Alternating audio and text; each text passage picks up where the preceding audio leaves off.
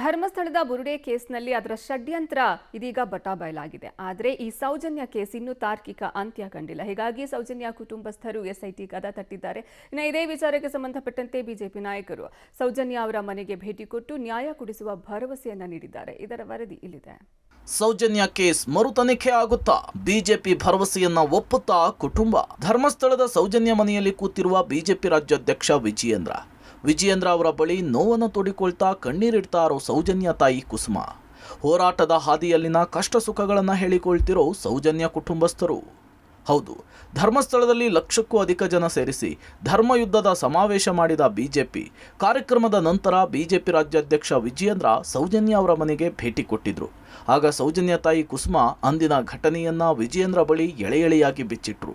ದೂರನ್ನು ಕೊಡೋದಕ್ಕೆ ಹೋದ್ರೆ ಎಲ್ಲೋ ಯಾರ ಜೊತೆಯೋ ಹೋಗಿರಬೇಕು, 2 ದಿನ ಬಿಟ್ಟು ಬರ್ತಾಳೆ ಅಂದರು. ಆದರೆ ನನ್ನ ಮಗಳು ಬರಲೇ ಇಲ್ಲ ಅಂಥೇಳಿ 13 ವರ್ಷವಾದರೂ ಬಂದಿಲ್ಲ ಅಂಥೇಳಿ ಕಣ್ಣೀರು ಹಾಕುತ್ತಾ ತಮ್ಮ ಅಳಲನ್ನು ತೊಡ್ಕೊಂಡ್ರು.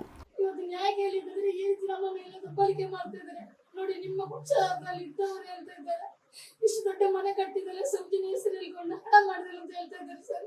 ಹಾಗಾದ್ರೆ ನಮ್ಮ ಮಗಳಿಗೆ ನ್ಯಾಯ ಇಲ್ವ ಸರ್? ಹಾಗಾದ್ರೆ ನ್ಯಾಯ ಯಾರು ಕೊಡಿಸೋರು ಸರ್? ಅವರ ನೋವನ್ನು ಕೇಳಿ 13 ವರ್ಷವಾದರೂ ಬತ್ತದ ಕಣ್ಣೀರನ್ನು ಕಂಡಂತಹ ವಿಜಯೇಂದ್ರ ಅವರು ಕೂಡ ಕ್ಷಣಕಾಲ ಮೌನಕ್ಕೆ ಜಾರಿದ್ರು.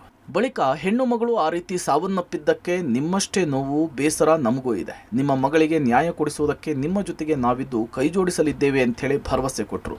ನೀವು ಸುಪ್ರೀಂ ಕೋರ್ಟ್ಗೆ ಮೇಲ್ಮನವಿ ಸಲ್ಲಿಸಿದ್ರು.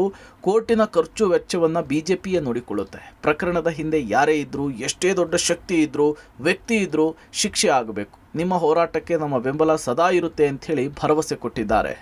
ಆ ಕುಟುಂಬದ ಸದಸ್ಯರಿಗೆ ನಾನು ಹೇಳಿರುವಂಥದ್ದು, ಏನೀಗ CBI ಕೋರ್ಟ್ ಆದೇಶ ಆಗಿದೆ, ಅದರ ಮೇಲ್ಮನವಿಯನ್ನು ಸುಪ್ರೀಂ ಕೋರ್ಟಲ್ಲಿ ಅವ್ರು ಮಾಡಿದ್ದೇ ಆದಲ್ಲಿ ಅದೇನು ವೆಚ್ಚಗಳು ಬರ್ತದೆ ಸುಪ್ರೀಂ ಕೋರ್ಟ್ನಲ್ಲಿ, ಆ ವೆಚ್ಚವನ್ನು ಸಂಪೂರ್ಣವಾಗಿ ನಾವು ಭಾರತೀಯ ಜನತಾ ಪಾರ್ಟಿ ಅದನ್ನು ಭರಿಸ್ತದೇನೆ. ಅದ್ರ ಬಗ್ಗೆ ತಲೆ ಕೆಡಿಸ್ಕೊಳ್ಬೇಡಿ, ಕಾಳಜಿ ಮಾಡೋದು ಬೇಡ, ನಾವು ನಿಮ್ಮ ಜೊತೆಲಿ ಸಂಪೂರ್ಣವಾಗಿ ಇದ್ದೇವೆ ಅನ್ನೋ ವಿಚಾರವನ್ನು ಅವ್ರಿಗೆ ತಿಳಿಸಿದ್ದೇನೆ. ಅಂತಿಮವಾಗಿ ಅವ್ರು ತೀರ್ಮಾನ ಮಾಡ್ತಾರೆ ಏನು ಮಾಡಬೇಕು ಅಂತೇಳಿ. ನಮಗೂ ಕೂಡ ಆ ವಿಚಾರದಲ್ಲಿ ಸಾಕಷ್ಟು ಬೇಸರ ಇದೆ.